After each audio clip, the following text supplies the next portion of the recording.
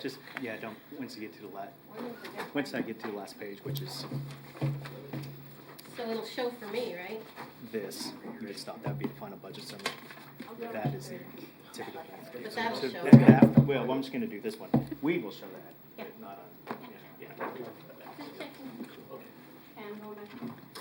You're gonna have to really introduce yourself. I know, I'm gonna say who I am, my name is Clerk. Yes, I have my work from home duty going on. Mr. Chairman. Very welcome. Ms. Vice Chairman, thank you. It'll be gone probably, well, when we come back, I plan on showing it. It is interesting, you don't really have any gray. I know, it's like dark and gray, and there's a few. It's normally the other way around. Yeah, Okay, good afternoon, everybody. I remember the old days. Just a reminder, we have some new microphone usage. I've just noticed when I pushed my button, I couldn't see the red light in front of me, so It's Just- off. it's on now. It's on? Red is on. Okay, well, that's All right. confusing. Yes, Okay. so red is on. I read the email and sorry. That's okay. Anyway, I just thought you'd notice, depending on where you have it, if you want, so. And obviously, you push it again, it's off. Okay.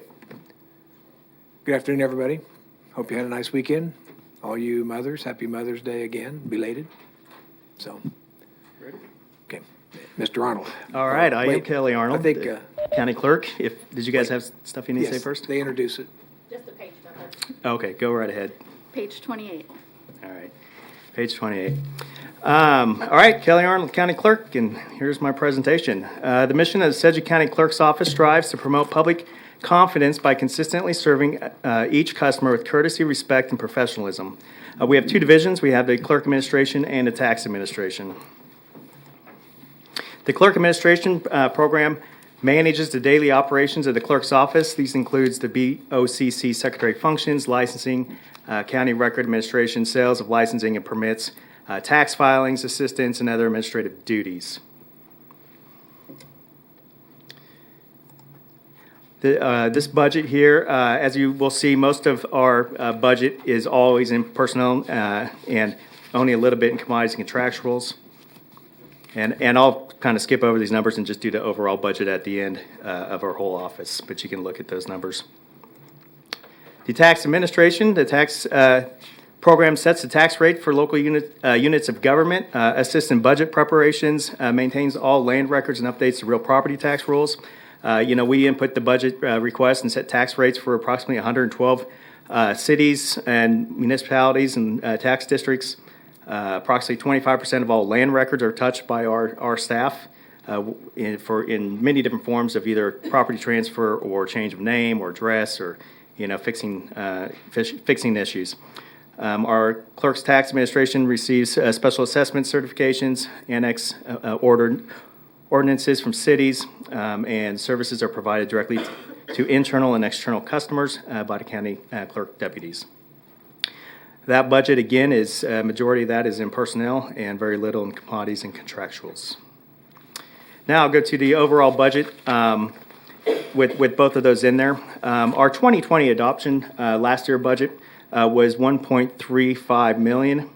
Our request, and I hope this makes you guys happy, our request for this year is $1.29, which is a reduction of $111,000, or a total reduction of my budget of 8.23%.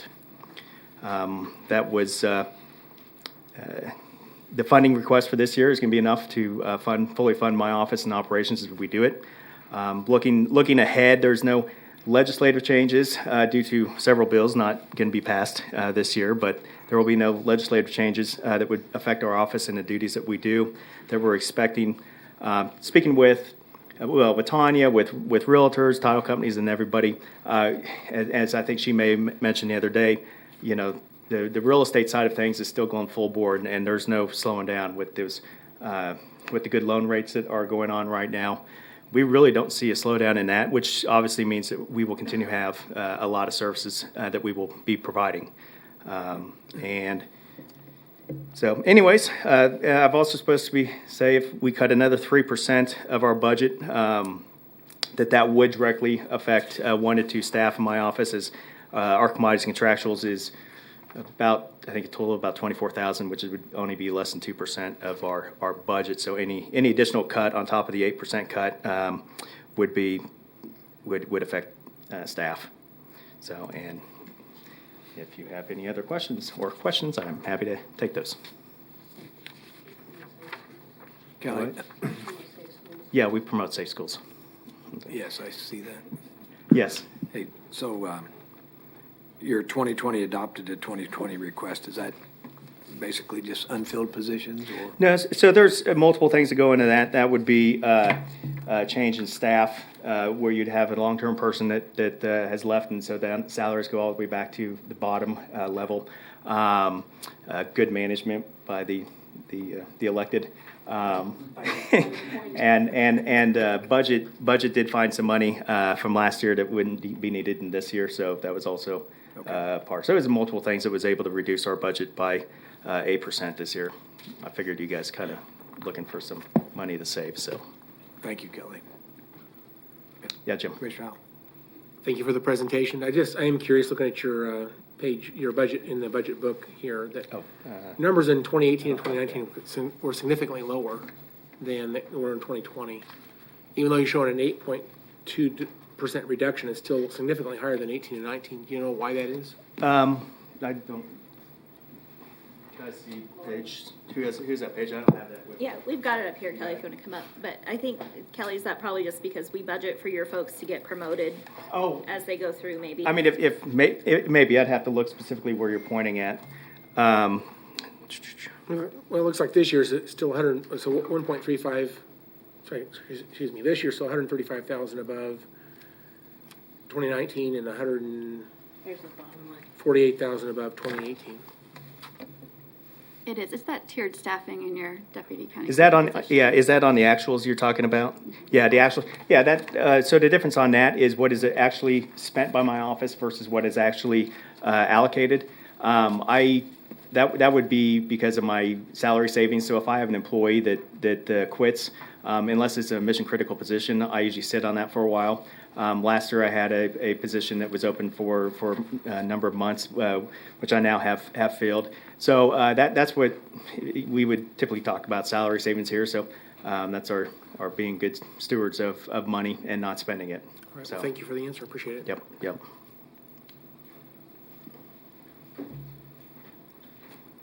Okay. And no KU for, I'm sorry, who? The what? We only use real animals on here. Yeah, I know there's a lot of purple cats and actual shocks of wheat walking around. That makes good sense, Kelly. All right, is that it? Any other questions? Thanks, Kelly. All right. Appreciate it. Commissioners, our next presentation will be from our election commissioner, Tabitha Lehman. Will be on page 36 of your binders.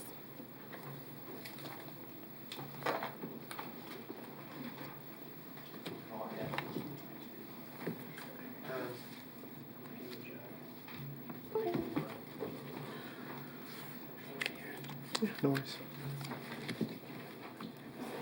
Hey, Tabitha, how are you?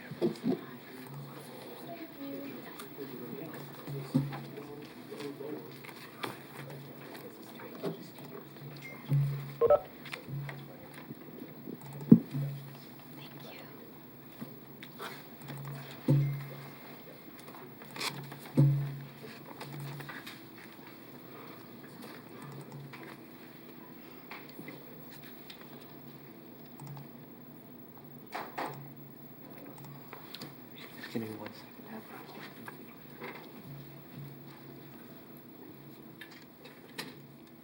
Okay. Tabitha, welcome. Thanks for joining us. Oh, it's okay.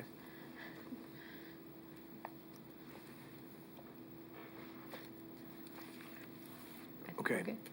You're welcome to be here again. Yeah. Thank you, Yes. Tabitha. Good morning, Commissioners. I will just go through this very quickly. I thought before I get started, I know you all are very familiar with our budget and how the process works, but just to give you a quick recap, obviously this is a presidential year, so this is going to be, 2020 is a higher year, but 2021 is not. And then even for odd numbered years, 2021 is going to be our lowest needs election cycle because we don't have the Wichita mayor on the ballot. So our base budget that we were given was more than generous for our needs. So if you want to cut 3 to 5%, we're going to be fine. We'll have that money, 3% we will pretty much have left over in our budget at the end of the year guaranteed. 5% we might have to buckle down a little, but we will be fine. So I just wanted to put that out there to start with, that we're good. So, all right. So the mission and services of our office is to provide all eligible Sedgwick County citizens with the opportunity to register to vote and participate in an informed manner in simple, accessible, and secure elections. We have 2 departments, administration and operations. Our administrations department covers voter registration, and we serve all eligible citizens of Sedgwick County. And we currently are at a new all-time high of registered voters, which we obviously expect this year and expect it to continue going up. And we're getting close to 305,000 registered voters right now. Just for reference, those numbers are a little bit down from where we expected them to be, mainly because the DMV has been closed. So we get most of our registrations through the DMV when people update their driver's license. So we expect to get a pretty big glut of those once the DMV opens back up later, I believe this week or next week. We conduct elections for the federal government all the way down to precinct committee people for the political parties.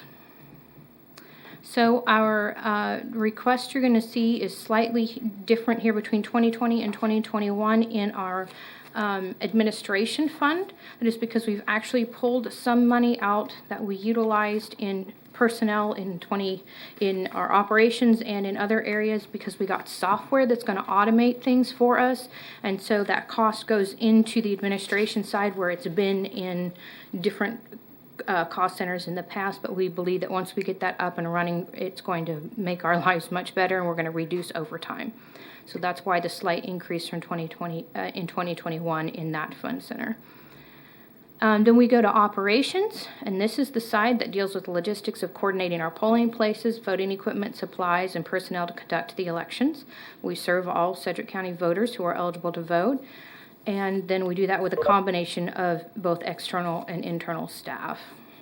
This is obviously where you're going to see your significant drop because this is the cost center or the fund center that deals with the direct election expenses. And so you'll see we have a 68.6% decrease in election worker costs because we don't need presidential numbers for our election workers for 2021.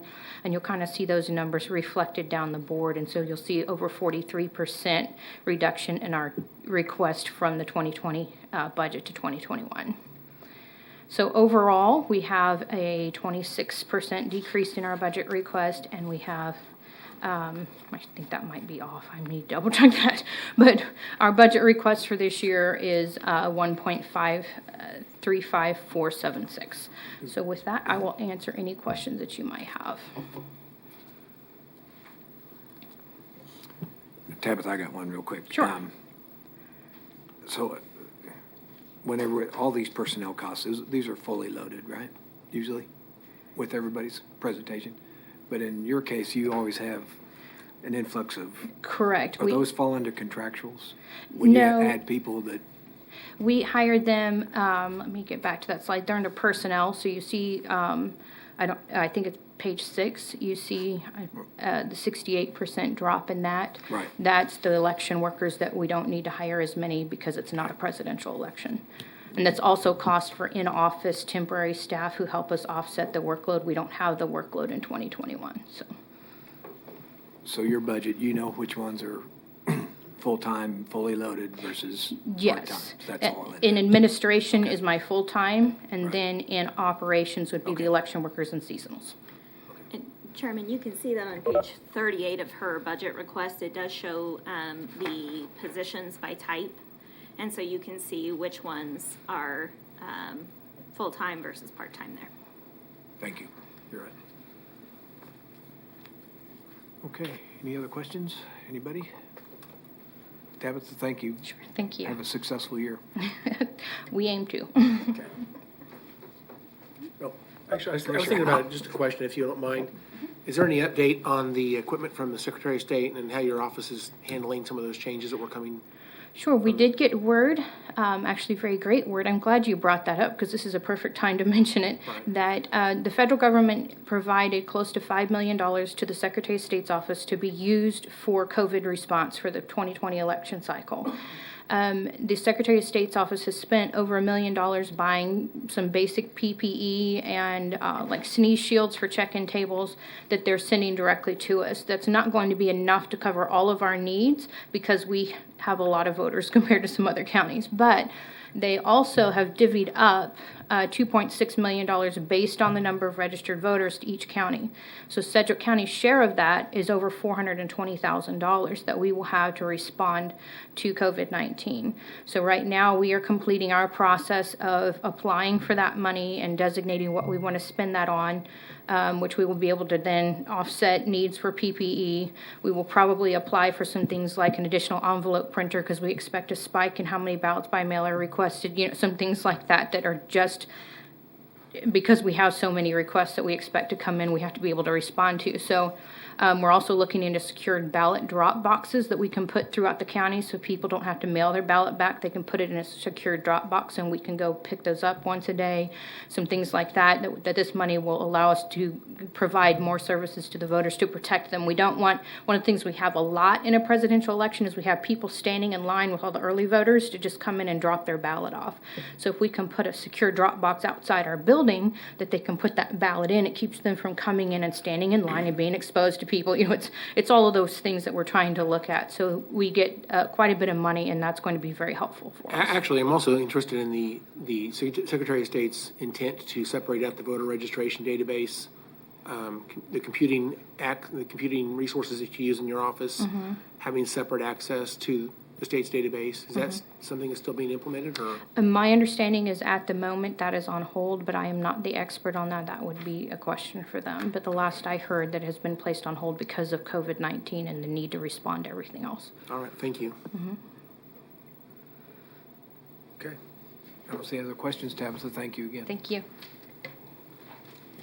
Our next presentation will be the Division of Public Services, starting on page 282 of your binders, and Tim Kaufman is here to present.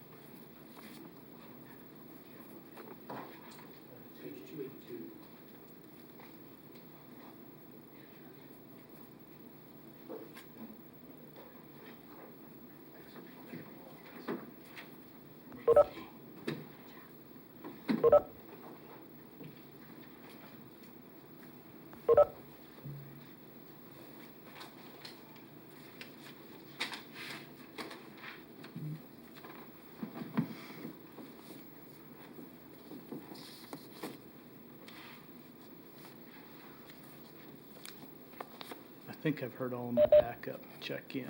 That's kind of what I'm waiting on.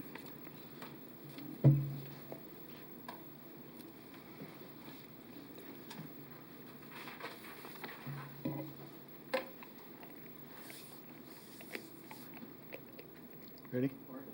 Okay. Good afternoon, Commissioners. I am pleased to have the opportunity to present the 2021 requested budget for the Division of Public Services, split up into two different presentations. We'll start with the Human Services component, and as mentioned, that starts on page 282 of the budget binder. And this afternoon, we'll discuss Public Services community programs, ComCare, the CDDO, Department on Aging, and the Health Department. Joining me online are Joan Tamity, Dee Niswanger, Annette Graham, and Adrian Byrne. And I will provide my annual reminder that the work done by these departments is done on behalf of and in coordination with the state of Kansas. Our staff work very closely with the Kansas Department of Aging and Disability Services, the Kansas Department of Health and Environment, and the Kansas Department of Children and Family Services.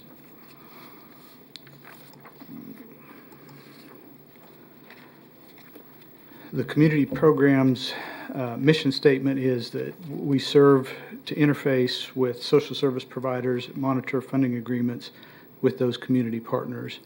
And there is one department that we intend to fund in 2021, and that is the Child Advocacy Center. That funding agreement helps provide for a multidisciplinary resource center for child abuse victims and their caregivers. They served over 4,000 individuals in 2019, and Sedgwick County is one of many funding partners that supports the Child Advocacy Center. After many years of support, we're proposing that we eliminate the funding for the Nonprofit Chamber of Service, which has been at $10,000 a year for a number of years. The original intent in the mid-2000s was to provide startup and operational support for 3 years to assist them in getting their organization started up. They have been functioning effectively for a number of years, and we think it's probably time to end that funding agreement. As you can see, the funding request is flat with that small reduction related to the Child Advocacy Center, or to the Nonprofit Chamber. Any questions about that budget? Yep, Commissioner Dess? The contractuals, does that include the sheriff's deputies and so forth that we provide over there? That does not include any staffing from the sheriff's department. I'm sure that's embedded in the sheriff's budget, but I can't tell you exactly how much it is each year. We could certainly talk to the sheriff about that and get that number for you. And you don't have any personnel costs, so where's the salary for the staff over there? What we provide them with is a funding agreement for operational support, and I think they spend the bulk of that on staffing, but they may use it for some other operational expenses. Those sheriff's deputies are going to be embedded in the sheriff's staffing table, and those personnel costs would show up in his budget. Okay, and how about the operation of that facility, the electricity and everything? That's all part of that $205,000. Okay. It's a mix of both some staffing and some of the Child Advocacy Center staffing and their operational costs, so utilities and things like that as well. Okay, thank you, Tim. Mm-hmm. Okay. Okay. The ComCare budget begins on page 285, and their mission is to help people with mental health and substance abuse needs to improve the quality of their lives. They are the largest community mental health center in the state of Kansas, and ComCare provides a full array of crisis and outpatient mental health services and housing supports.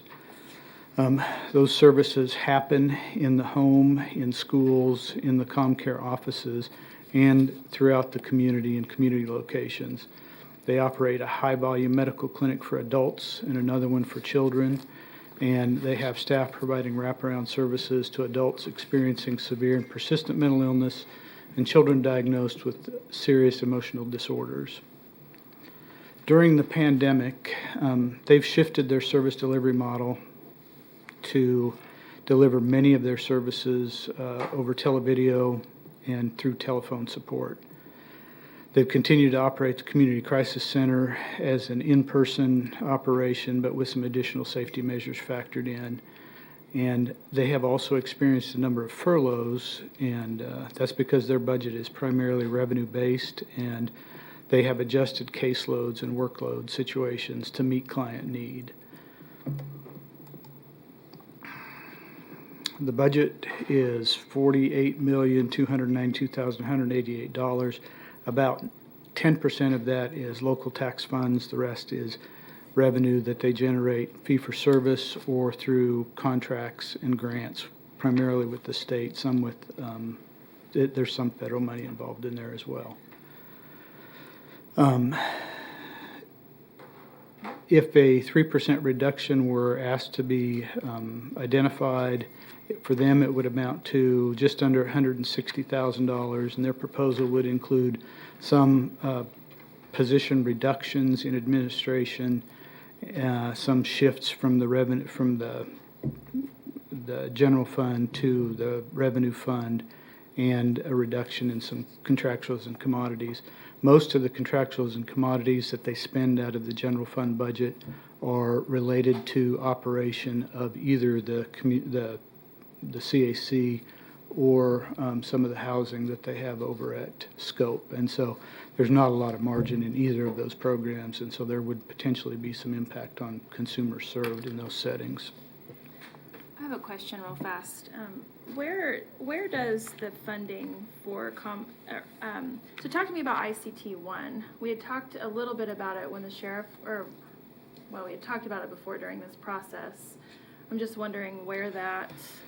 In your budget book, that's going to be one of those positions that's part of the crisis program. So they fund that, they staff that out of their crisis program, and so it's part of the expenditures tied to the crisis budget.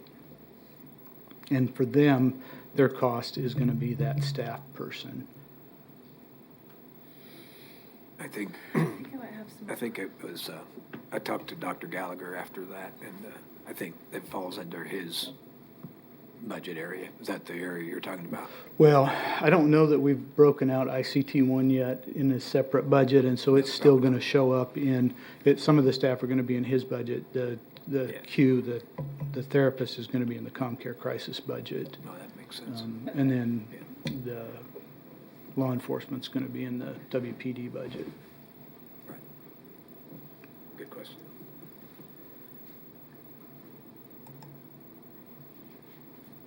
Okay.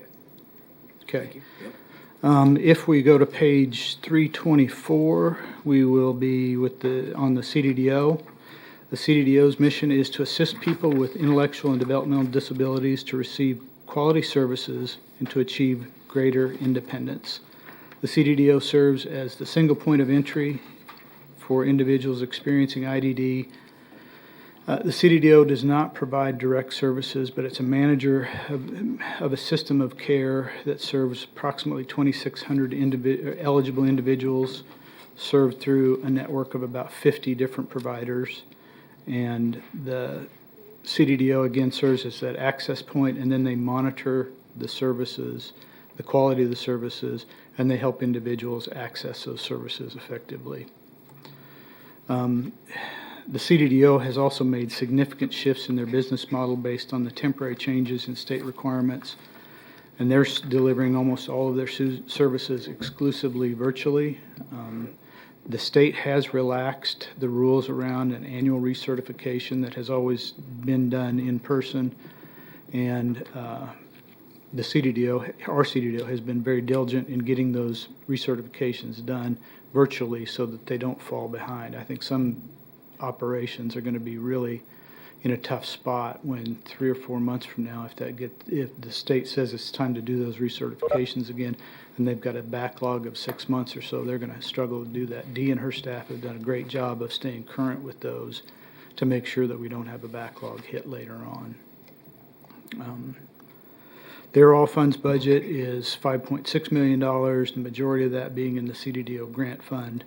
A 3% reduction to their tax funds would equate to just under $59,000, and those would come from the subsidized living program, and that program is what allows the CDDO to be a manager of services rather than a direct care provider, and they use those funds to assure that there are crisis beds available from a number of different providers. But if we did not have that subsidized living program available to us, there could be situations where the CDDO would have to become a provider of services rather than let those services be delivered by one of the large organizations like Starkey or Catch, or there are a number of small different organizations across the community that may be 1 or 2 employees, but they serve a handful of services. Because of the model that we have in place, the CDDO here does not have to deliver any direct services, but manages all those services. That's where a reduction would come from. Good. Questions about the CDDO? doesn't look like it. Thank you. Okay. If we move to page 331, we'll find the aging budget. Their mission is to assist older adults, caregivers, and persons with disabilities to achieve improved health and greater independence. And their function is to assist individuals remain in their home through an array of in-home, community-based, and transportation services in Sedgwick County and in the Tri-County Central Plains Area Agency on Aging, the CPAAA, and that serves a 3-county area. They also house the statewide Aging and Disabilities Resource Center call center, so they're taking calls from all 105 counties across the state and making referrals to local resources to help individuals and their take care for their loved ones. And they also manage the coordinated transit district for rural Sedgwick County and surrounding counties, and those services are provided both by aging staff and a network of community partners. The pandemic has had a significant impact on aging provision of services. Demand for some of the services has increased, while the availability of partners has decreased in some cases. Annette and her staff have worked very hard and incredibly well with their partners and vendors to make changes to make sure that we continue to meet the needs of either the existing or increased needs of seniors during this difficult time. Their total budget request is $12.7 million roughly. That is an increase. They have seen a fairly significant increase, $1.5 million, and that is tied to additional state funding for services, and there's a little bit of additional transportation money in their budget as well. But for the first time in many, many years, they've seen an increase in their funding through the legislative process. A 3% decrease in tax funds for them is around $90,000, and that would include a combination of a reduction in contractual expenditures and then some personnel reduction as well. Questions about aging? Okay, we're going to keep going. Health Department is on page 353 in your binder. The mission of the Health Department is to improve the health of residents of the community by preventing disease, protecting wellness, and protecting the public from health threats. They do all of those things all of the time, but right now, the protection from health threats has taken center stage. As a reminder, the Health Department is a key component, but not the only component in the public health safety network. They don't provide general healthcare services. They provide specialty services that include immunizations, maternal and child health, and infectious disease monitoring and management. And as you can imagine, the pandemic has had a significant disruptive effect on the normal operations of the Health Department, with over 100 of their 135 roughly staff involved in the incident command structure related to the pandemic response. The Health Department's budget request is also flat at $12.2 million. About 42% of that comes from local tax funds. 3% reduction would be $156,000, and for their proposed reduction would include a significant reduction in the adult immunization program, in part because there are a number of other providers in the community that do similar services, and they may be able to pick up those patients. Any questions about the Health Department? Yes, sir. Tim, so make sure I have the title right. The contact tracing staff, those increases, is that showing up in this year's budget or adding into next year's? That's all going to be in the current budget. And we, at the time that we completed budget request documents, that was before we had the pandemic hit, really. And so we'll see those additional staff that we're adding in the current budget, and potentially we may need to do an adjustment or I guess we'd use operational reserves. Or is that Right, a, so right now, that's all being tracked through that COVID-19 fund center, the new fund center that you all allowed us to have. So all of those temporary positions that have been added are being funded there for now. through the, So it wouldn't through be our shown. CARES, through the CARES money? Well, we can reimburse out of that CARES money, but right now it's just coming out of the general fund and being reimbursed. And so that'll be something we need to talk with you all about, is what is our long-term plan? Are you comfortable with shifting those costs directly to being funded out of CARES or not? So we will have more discussion on that for sure. Okay.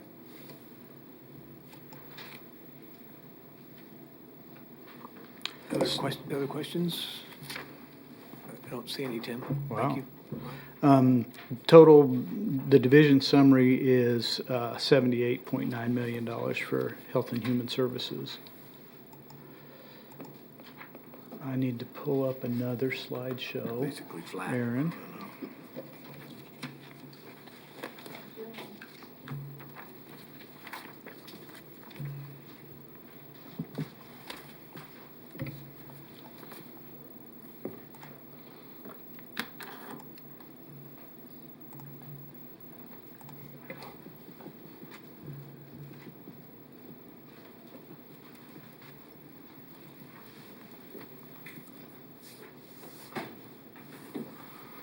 Okay, if we could shift to Culture and Rec, which is the other part of Public Services, begins on page 381.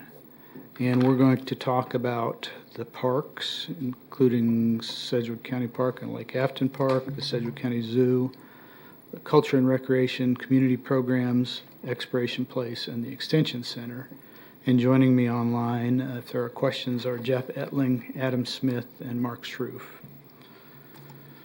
So we'll start with the parks on page 382, and the mission for the parks is to provide a recreational experience that is attractive and safe and efficient through facilities and events for the public to enjoy.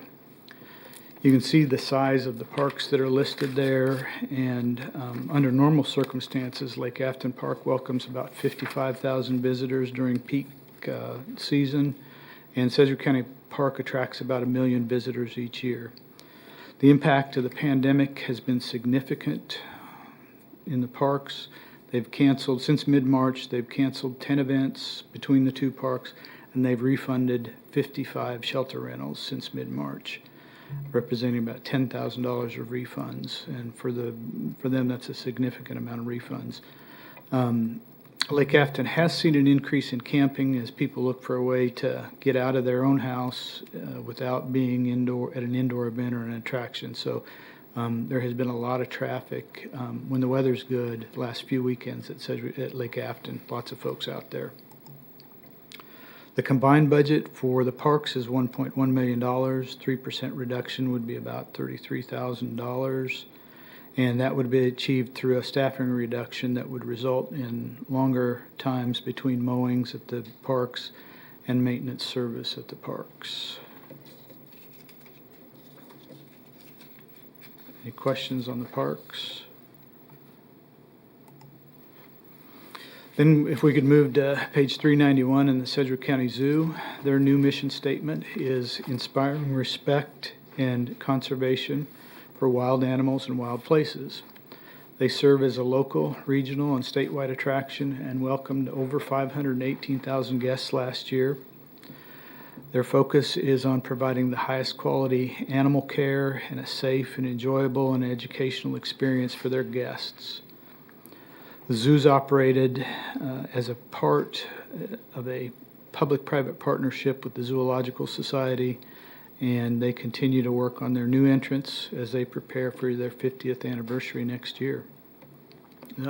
When we get into culture and rec in particular, there's a couple of really nice public-private partnerships. I think the zoo is a model that we should be very proud of here, and it's one that we get a lot of questions from other zoos across the state to understand how it works, or across the country. The pandemic has had a significant impact on the zoo, prompting their closure just before spring break. That's really when their season starts to get rolling, and they've estimated right now that their lost attendance since mid-March is about 180,000 visitors and guests, and so that's had a significant impact on their bottom line as well.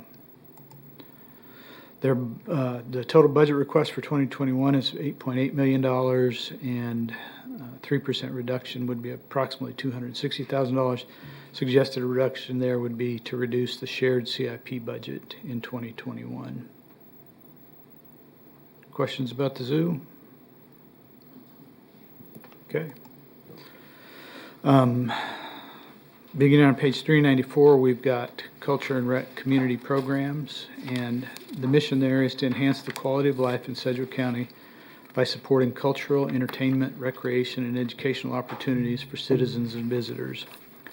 We fund a number of partner organizations, including Kansas African American Museum, the Historical Museum, the Arts Council, Sedgwick County Fair. And all of these are, again, excellent examples of public-private partnerships. I've got a slide there that shows the proposed funding for 2021 for 5 different entities there, and that is basically a flat request from 2020. Any questions about those cultural and rec community programs?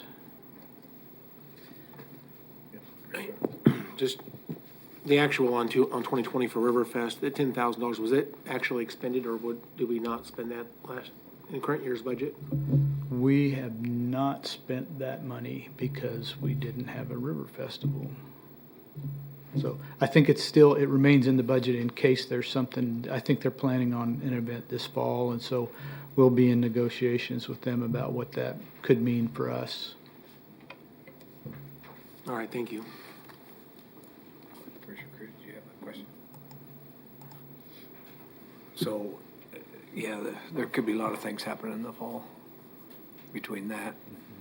I know the golf tournament's announced the fall. There's all kinds of things getting pushed back, so who knows what's the end of the year is going to bring, or the third quarter. Okay. Okay. If we move to page 396, we'll see Exploration Place, and their mission is to inspire a deeper interest in science through the creative and fun experiences for people of all ages. And once again, Exploration Place is another fine example of public-private partnership. EP is known as the Premium Science Center in Kansas, and they routinely serve over 200,000 guests in a year. Pandemic has impacted their estimated reach by an approximate 65,000 individuals between guests and outreach contacts. They have done a really nice job, and Adam will tell you that he's kind of accelerated what they wanted to do in terms of outreach, maybe by a couple of years because they were kind of forced into it. But their STEM at Home program has reached almost 85,000 people since the middle of March already, and so it's a real testament to he and his staff for being able to quickly change how they deliver programming and continue to reach a lot of different people with a lot of really cool science experiments. Their annual budget remains flat at $2.2 million. Questions about Exploration Place? Okay. Finally, we'll get to page 400 and the Extension Council. They're dedicated to a safe, competitive food and fiber system and a strong and healthy communities, families, and youth. Through a partnership with K-State, the Extension Center offers a wide array of programs and education for all ages. Their budget request remains flat at $825,481. And so the summary for Culture and Rec gets us to $13.2 million, and I'd be happy to answer any questions you may have. Okay, you covered a lot. Commissioners, any questions? Doesn't look like it did. Okay, Thank you. I'd like to throw in a plug for all the staff that work in the Division of Public Services. They've all seen their normal routine disrupted, but they've been troopers. They've all modified their work to continue to deliver the critical services that they do, and I appreciate the work that they do, and I'd also like to thank the budget analysts for the help in this process as well. So Yeah, when you're talking about attendance at these various venues, significant hits on a lot of attendance. So I'm glad if staff's hanging in there, we'll get this thing turned around and get these back to some kind of a new norm. So thank you. You bet. Commissioner, that was our last presentation for the day, but we do have time for discussion. And I do have a homework assignment for you. I'm sorry? And I do also have a homework assignment for you, Okay. but you guys can go first. Well, today we covered the clerk, the elections, and then what Tim just covered with all those departments. Anybody have any leftover feelings from last Thursday and Friday, and anything from today that they want to comment on? This is, thank you, Chairman. I think that the election office is one of those things, kind of like the TRB. It'd be nice if we could have kind of like an average amount of spending in each one of our year's budgets. It's such a roller coaster going up and down. I think it's hard for us to anticipate the huge surge in spending on a presidential election and then following year have a non-mayoral election. To me, it's a little bit hard for any local budget to do that. I would like to see if we can find, kind of like the TRB. I've talked about in the past, we ought to have something in statute that allows us to fund, if you will, allow us to fund an average amount. So we could build up funds over time and then spend those funds when we need those. I know that probably doesn't fit within our constraints at the moment, but I think I'd like to see a tool in the toolbox added to that. And in the past, we've talked about adding that to our legislative platform to give us some budgeting tools like that, allow us to save up for things that are very dynamic. And I think this is a really good example of an area that I would like to see that type of help in our budget process. Can we, Mr. Stoltz, can we add that to our platform, at least put this on the things to talk about in the legislative platform when that discussion comes around at the end of the year? Okay, sir. Commissioner Cruz? Yes. Thank you. If we go back to the, our community-based services that we fund regularly, if we don't have, where will nonprofits receive the help to learn how to fundraise, to build proper boards, hiring, to find board members, learning how to lead, preparing for succession planning? Where will they learn how to do that? What's the organization in our community that will teach them how to do that? Well, I can take a stab at it. I think they have a number of nonprofits in there that have their own individual boards and their missions. Like for a startup, though, where would a startup go for help? Because right now they're going to the nonprofit chamber for those services, and we have organizations out there for business owners, the Chamber of Commerce. So I feel like the $10,000 that's being cut from the nonprofit Chamber of Service, it's a pretty insignificant amount when you look at our entire budget compared to all the money that we spend. And I don't want to hurt nonprofits in our community because they're really taking up the bulk of the services that is being provided. So I'd like for us to consider that some of the nonprofits that have been impacted and helped by the Nonprofit Chamber of Service are It Takes a Village, Midwest Battle Buddies, Sunflower Camp, Real Men, Real Heroes, Urban League, Pando, Wichita Police Foundation, Wichita Fellowship Club, just to name a few. So I'd like to encourage us to really see what that small amount of money, $10,000, would do to those small nonprofits that want to start up but don't really know where to turn. You come into a location, you come into Wichita if you're a business owner, and the chamber is pretty prevalent all across the nation. So if we could provide that same sort of service for nonprofits, in the grand scheme of things of our entire budget, $10,000 is not a lot for the amount of service that they provide to our community. I can't recall what their budget was. I know that 10,000 is you're right. You're exactly right, Commissioner, as far as contributing. my memory was that 10,000 was a small part of their whole administrative duties and functions. I'd like to relook at that as well and see what, my hope is that 10,000 is not going to affect adversely all of those areas, all those nonprofits that you spoke to. But I think it's worth relooking at for sure. Yeah, I would agree. Thanks. Commissioners, we do have an issue paper we've done on this before, and we'll refresh that and get that information to you. Thank you. Commissioner Dennis. Thank you, Mr. Chairman.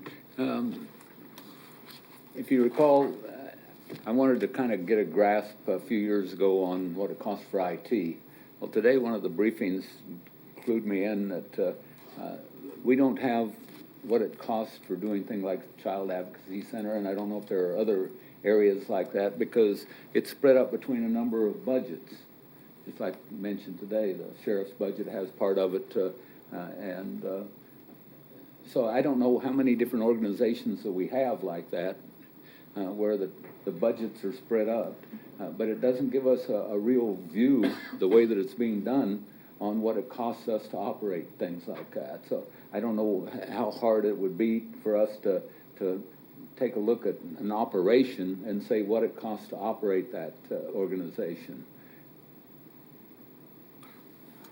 We can definitely look into that. Off the top of my head, I can think of a couple things like drug court, where we have maybe some funding in the district court and the district attorney and corrections and some things like that. So we can go through and try and identify some of those and then do an aggregate cost for you. I might just jump into, we could do a better job of summarizing all those into one location. And then really, if you think about what Brent Shelton does when we get new requests, or when we used to get new requests in, he would do a complete analysis of the organization. We could not only summarize that, but we could then look at each one of those that are currently budgeted and create that kind of information for you, so you could see the whole picture of that organization, kind of like what we're talking about here for Nonprofit Chamber. Do that with each of those segments. Tim presented a number of them today. There was a list of 8. CAC was presented today. And maybe it's time to now to summarize those onto a singular list and give you a comprehensive background of what all of those organizations or projects are doing, and bring that back to you. It's a good idea. Thank you. Thank you, Mr. Chairman.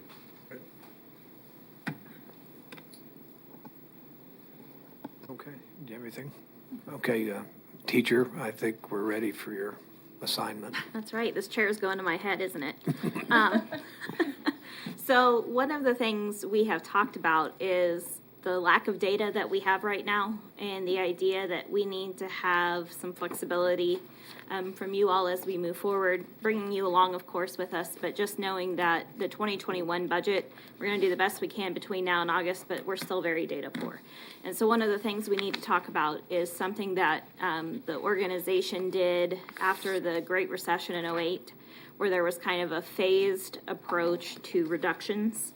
And so to that extent, there was some allowable use of fund balance, not anything dramatic, but to kind of wait and see what the data showed, because they were at the same time we are now data poor. And so one of the things that I would very much appreciate getting from you in the coming weeks, and knowing what information you need to make a decision on what is an allowable level of fund balance use, knowing that this year we can do mid-year cuts and some furloughs and some short-term things, but if this looks like this could be a deeper or longer lasting type of impact, what type of fund balance use in next year's budget would you be comfortable with?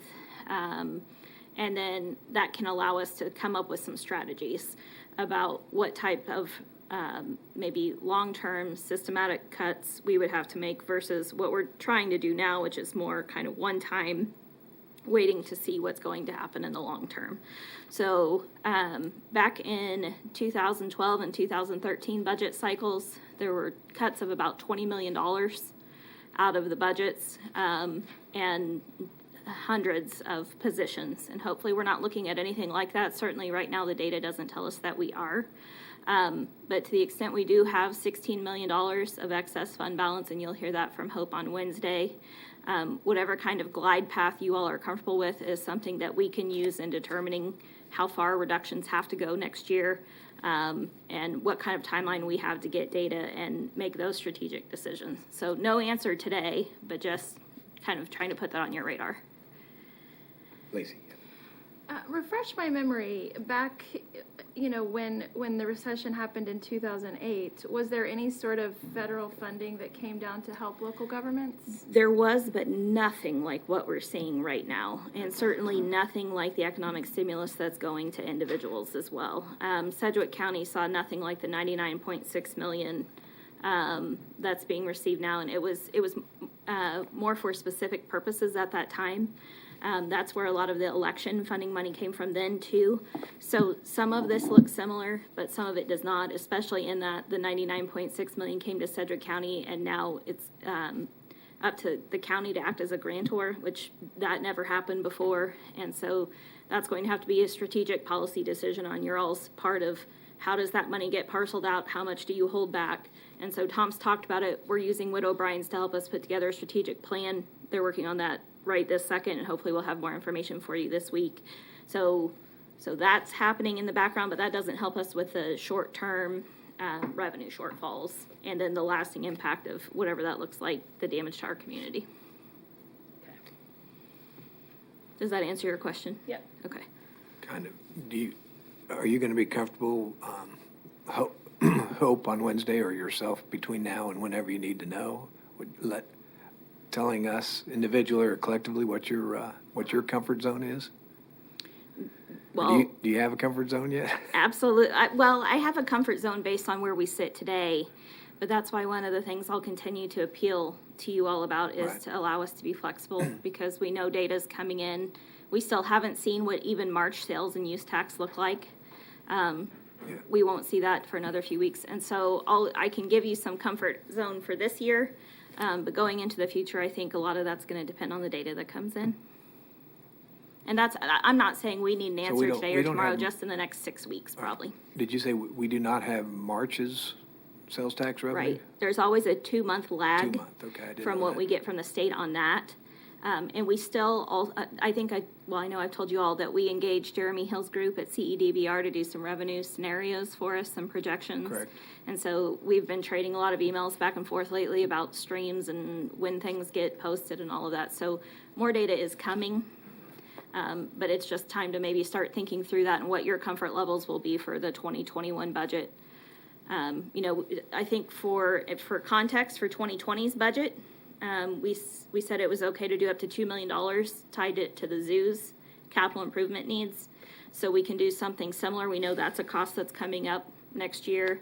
There's some other one-time capital improvement costs we'll talk about tomorrow. In your tentative recommended CIP, that is an acceptable use under your fund balance policy. But under your policy, it's also okay to do it to try and even out budget impacts. So it's just, you all as the policymakers, we can give you recommendations all day long, but what would be really helpful to know is if there's any absolute no-go points or hard and fast rules that you want us to observe, so we can try and craft some recommendations within the boundaries you set for us. Okay. So if March, or go ahead, Commissioner Howell. That's right. I was going to say, if March, we don't have those numbers, and this thing kind of started in March, I think it's pretty safe to assume April is close to zero. And then May might have some pickup. Obviously there's going to be some parts where absolutely that's true. We know gaming revenues will be zero for April and a good portion, if not all of May. Certainly on the sales tax side, we know that there was some hoarding going on. And we know that folks were out trying to stimulate businesses. They did get their checks, $1,200 per person. So we don't necessarily expect it to be zero, but we do absolutely expect there to be a hit there. And we expect that to be in place for the rest of the year. We don't expect to bounce back that quickly just because we don't think people will be comfortable yet spending until they kind of see what the economy looks like. Okay, Commissioner Howell. Yeah, I was kind of thinking about the same thing. I'm looking at the long sheet here that you gave us a couple days ago. It shows a kind of I guess I suppose this is a $5.4 million loss in 2020 fiscal year Can you please remind us, where did you get the basis of that number? Where's that coming from? So, and I'm happy to send it, but essentially we went through our key revenues that are primarily driven by economy, so sales and use tax, property taxes, and we went month by month and estimated what the hit would be with an expectation that we're basically shut down through May, and this was back in early April. So far, that seems to be fairly in line with what's really happening. And we tried to estimate a pretty significant hit. Just again, based on what we're hearing from, CEDBR has put out some projections. We've seen Fitch and Standard & Poor's has put out their outlooks, and we've been relying very heavily on that. They come out with that every week. And so that's what we use to come up with these revenue estimates. And then on the flip side, Tom had put out his notification to the organization that we needed to stop all non-essential spending. And so on the flip side of this, we have the revenue impact, but then we also have that expenditure reduction that we've estimated based on trying to control some of those expenses. And so that's how we wound up with that $5.4 million in the general fund for this year.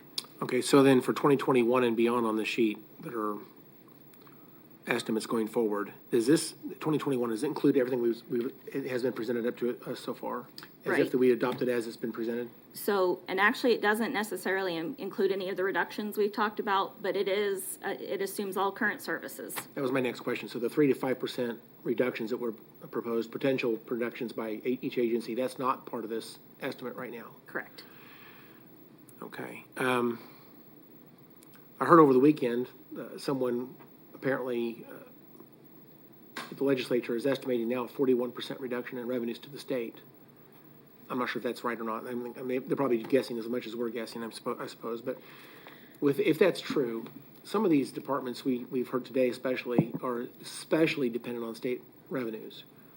And of course, I don't know what the impact of that will be down the road, but I have to say there's very likely to be reductions, I would think, in how much money we get from the state for those programs.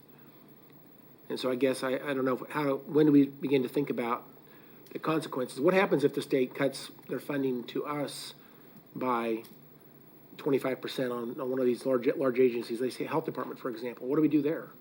Or ComCare? So there's kind of a multi-phase approach there. First of all, the legislature would have to take that action and make that directive, and so we would have some notice that that's happening. And as you probably recall, when we had the federal sequestration happening, we had the same type of concerns about what money flowing to the county via the state, what that impact could be. And so we have gone through and looked at those departments that are most vulnerable. And so we would probably bring that back out and take a look at it and see where the real risk is. The good news in the very short term is that each of those departments that's most vulnerable, those funds, has a good sized fund balance.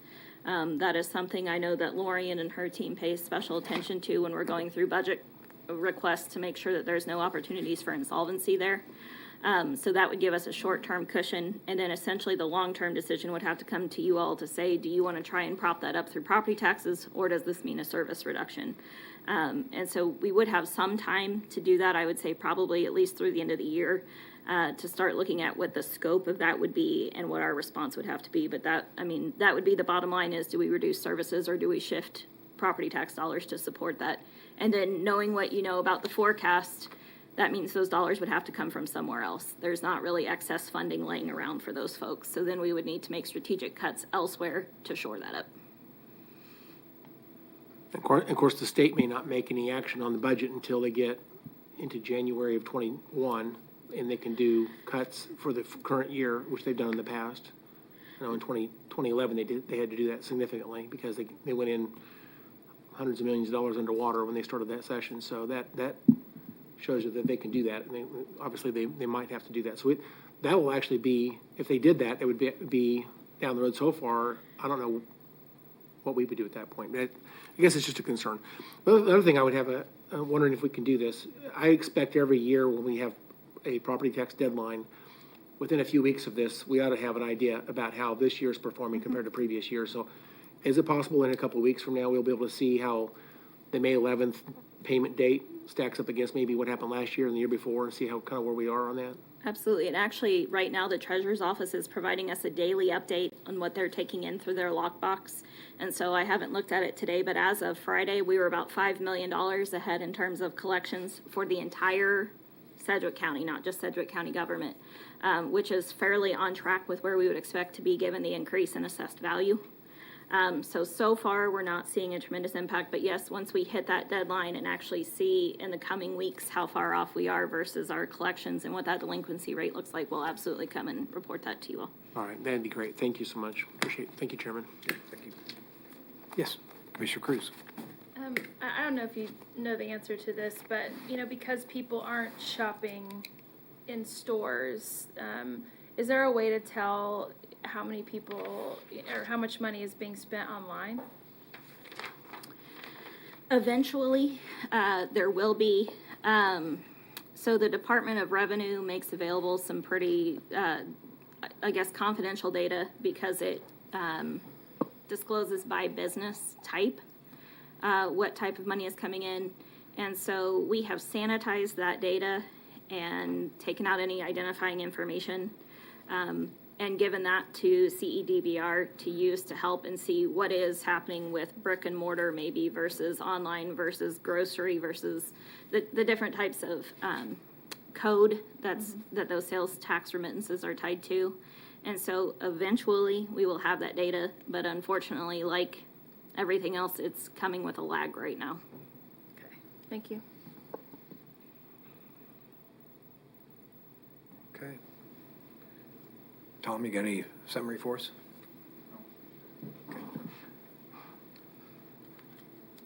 Okay. Well, personally, Lindsay, I'm not comfortable giving you real guidance without a little more discussion, so.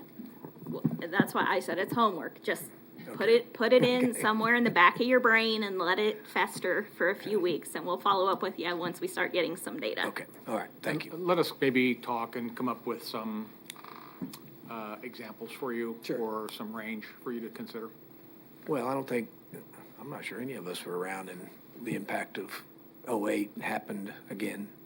I did learn that it happens 2 years later, so this is a tough year now that sets the stage for 21 and mainly 22 even. So, but I don't know what all that means other than I just learned my lesson when I got in 11. So, okay. So, but you were around, if you guys were around, you can help give us experience. Okay. Oh, One more question. I appreciate the question from Commissioner Cruz a minute ago. Made me think about, do we have an update on where is ICT-1 right now? Is it operating or is it at the end of its second trial? I have my notes here. We need to clean that up. Its current status, and if we're going to push forward with it, how that's going to appear in budget, either as a package or as an increase in each line item. We also need to talk with the city of Wichita and see if their commitment is consistent and current. When I haven't talked to Mr. Layton or the chief about that since COVID started. So I've got in my notes here, we need to come back to you with a cleaner So ICT-1. it is still operating right now? I'd have to text Rusty to see. I believe they are. I believe the last that we had checked, and this is at the onset of COVID, we talked about it, and we thought that the importance of it at that time was significant enough to keep them on the street, but I don't know today whether it is or not. I'll get you an update on that. Along that line, I hope we would have some type of an update on the statistics on their numbers, how they provided services. And related to that, I know that I've had a lot of constituents contact me, in the last few weeks, asking questions that I'm not able to answer regarding our mental health data here for Sedgwick County, specifically suicides and domestic violence. And any way we can get an updated report on those two things, it'd be nice to see what's going on. Okay. That'd be very helpful. Thank you so much.